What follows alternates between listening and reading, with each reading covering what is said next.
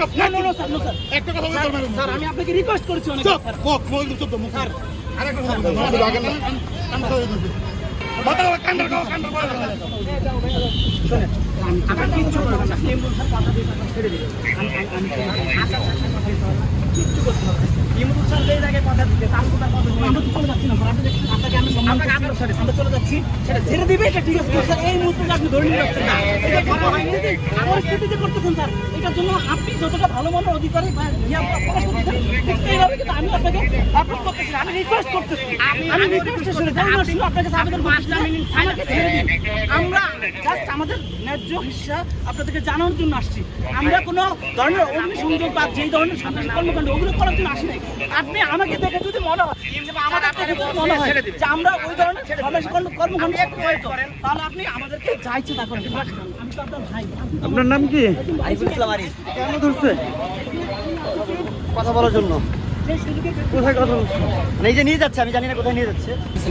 আমার যে ভাইরা দুনিয়া মারা গেছে স্যার দেশের দায়িত্ব ছিল না স্যার আপনি দায়িত্ব ছিল না স্যার যারা মারা গেছে তাদের তো আপনার মত আপনার সন্তান আপনার ভাই ওদের ব্যবস্থা তো প্রধানমন্ত্রী নিচ্ছে ভাই প্রধানমন্ত্রী অলরেডি অনুদান দিচ্ছে আমরা তো আর যে মারা গেছে সে তো ফিরে আসবে না ক্যাম্পাসগুলোতে কেন প্রশাসন এখন আপনাদের প্রশাসন সব করে দেবে আপনাদের ক্যাম্পাসে আপনাদেরই থাকবে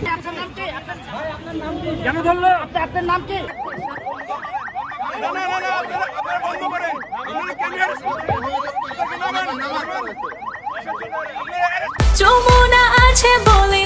যমুনা রেফ্রিজারেটর, খাবার ফ্রেশ তো লাইফ জম্পেশ।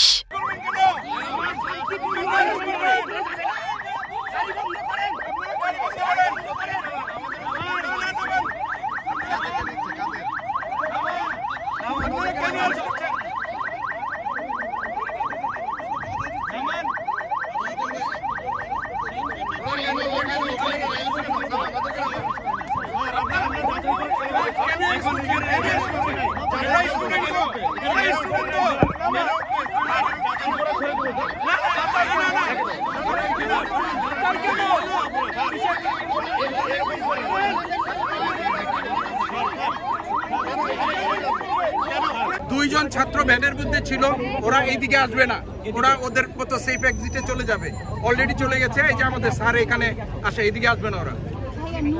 কিন্তু চারজন নাম কি? হ্যাঁ,